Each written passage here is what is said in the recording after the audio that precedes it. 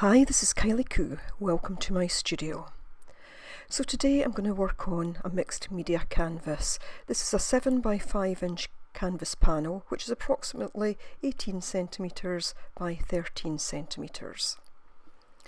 So it comes pre-gessoed, but I'm actually going to be covering the whole canvas up with some background collage. So I have some music sheets, some old raffle tickets, some dictionary pages, some brown wrapping paper, just a selection of things that I had to hand. Now quite often when I'm doing collage I will simply tear very randomly. Today I wanted to do something a little bit different and I'm tearing into squares and rectangles. I wanted the background today to be a bit more angular rather than the kind of organic way that I normally work. So in most instances I'm just taking the edges off so that there's no blank pieces other than the likes of the brown paper, which is obviously blank. So though it's a small canvas, it does take quite a number of these pieces to actually get enough to cover it. The numbers from those tickets, I'm just cutting some of them up as well, just so that I can spread them about.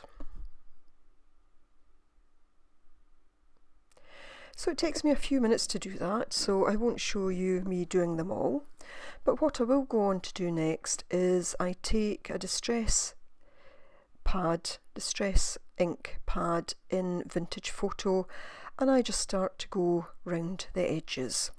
This is so that when I glue them down, that ink will start to transfer a little bit and will just show some of the edges a little bit more clearly.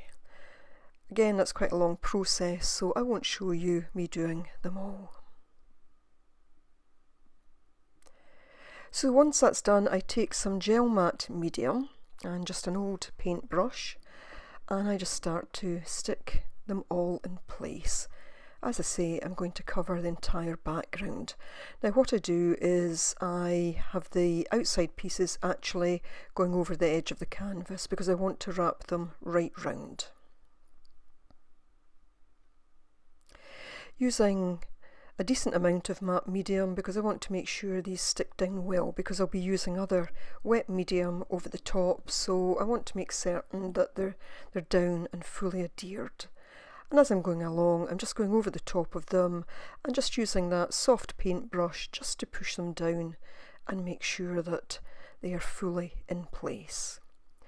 I'm trying to place the pieces at different angles, vertically and horizontally, so some text will be the right way up, some will be sideways on, and some will be upside down. So there's that done. Once it's dry in the front, I'll then go to the back and put some more matte medium on and glue those down and into place.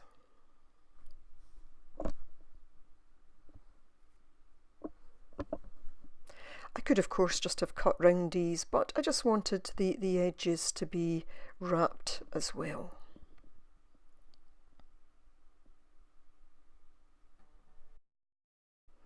So I had set myself a challenge to do something that had layers, that had texture and that had muted colours. So I'm using these three, sepia, Van Dyke brown and yellow ochre, just to get some background colour onto these pieces of collage and to help start to blend them together. Now I'm just putting little dots of each straight onto the page, and in a moment I'll take that same brush, which I'd washed the glue off, and just use some water to start to spread these out.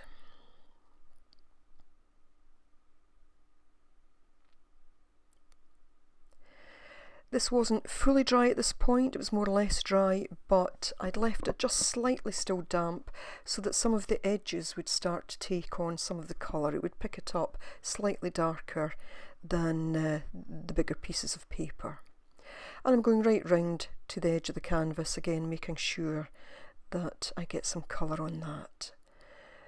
Just taking an old piece of tissue and just lifting some of that up. I decided I wanted a bit more of the yellow ochre at this stage, so again just use the same technique And again, in a moment, I will lift some of that up with the piece of tissue.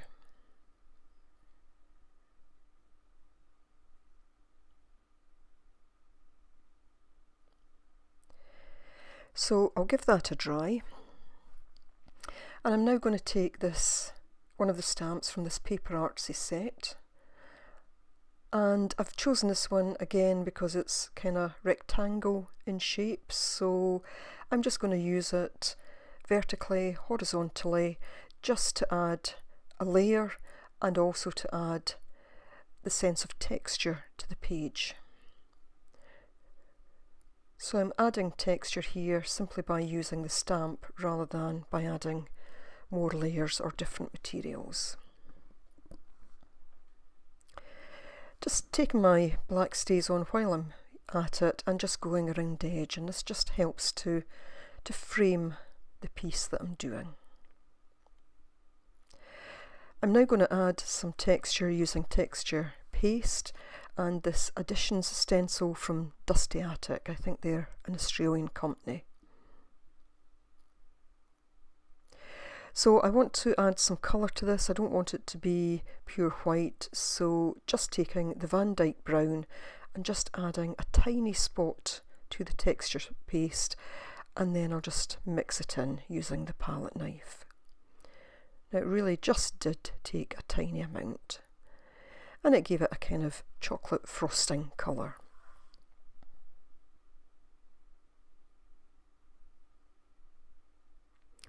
So I'm going to add this in several places. I'll do 3 because it's always better to do odd numbers. And I'm doing it mainly to the outside edges.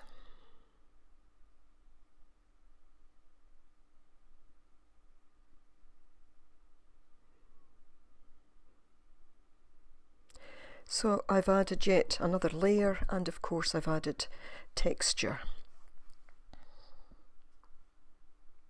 So now I want to think about muting those colours just a bit. As much as I liked them, I wanted to mute them a bit because I was going for something that was a bit more muted in tone.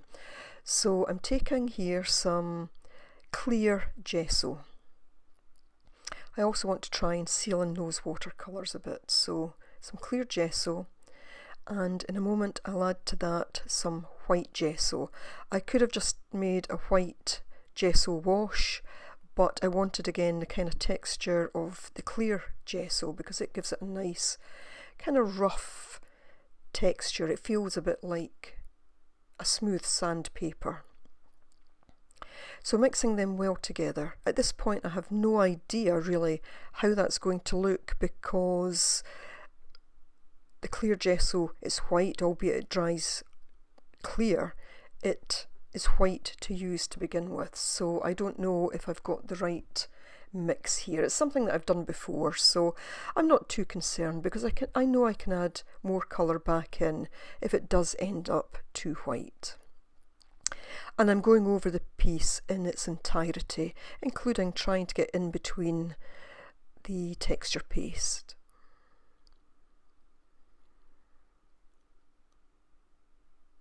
Now, though this starts to look very pale at this stage, as I say, the clear gesso will actually help it lighten up again. It'll only be the effect of the white that remains. And I think for this piece I got the balance about right.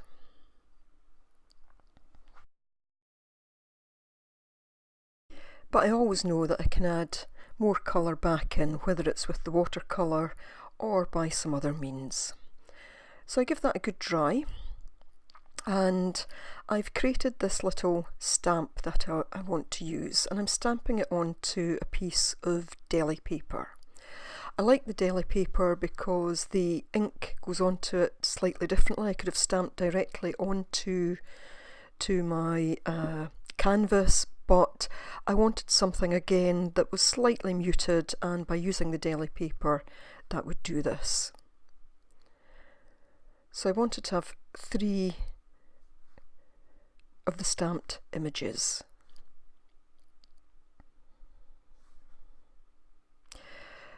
And the thing about the deli paper is when you put it on, you can still see that it's there, but it also gives a kind of semi-transparent effect, and I think it's a really nice effect. I enjoy working with it.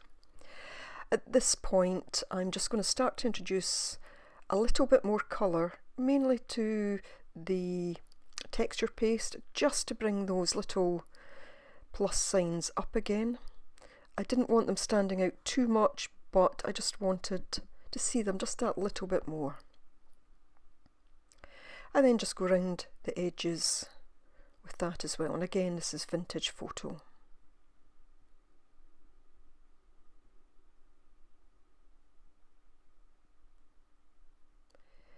And again, I'm just going to go round the edge with the black. With the different layers going on, it knocked some of that back as well. So I just wanted to bring that out again.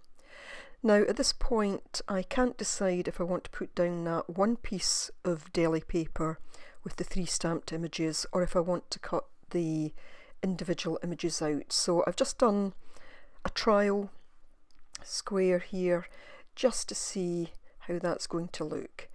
And you know, it's one of those things, it could have been fine either way, but I just liked the kind of solid piece here, and that's what I decided to go for. Now, although I was trying to keep my edges neater today, that edge just felt slightly too straight, so just giving it a little tear down with the ruler, looking not to make it too straight.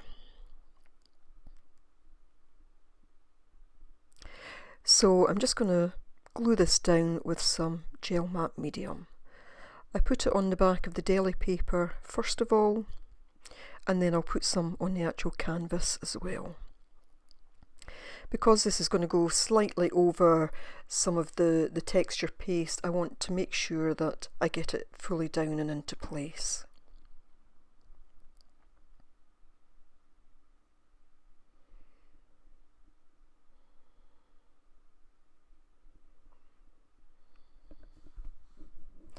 So if you're a member of the Art and Soul Studio Facebook group, this is your August prompt and challenge. I would invite you to create a piece that has layers, has texture, and has muted colours. You could use different colours, but just try and make them muted. But you know, as always, that's only a guide for you. You feel free to create whatever you feel. If you're not a member of the group but would like to join, then I'll leave a link in the description box below.